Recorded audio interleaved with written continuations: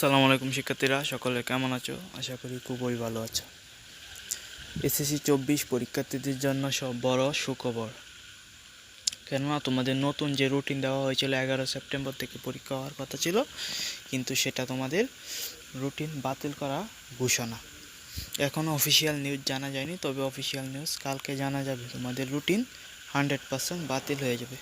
Routine বাতিল হয়ে গেলে তোমাদের জন্য অত্যন্ত খুশির খবর, কারণ তোমাদের পরীক্ষা নাও হতে পারে, কারণ তাহলে তোমাদের সাবজেক্ট মেকিং বা অটো পাসের মাধ্যমে তোমরা রেজাল্ট পেতে পারো।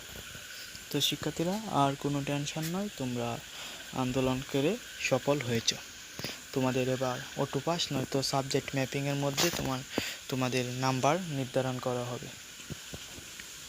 সো সকলকে অনেক অনেক অভিনন্দন, তোমাদের নতুন রুটিন বাতিল ঘোষণা। ধন্যবাদ সবাইকে।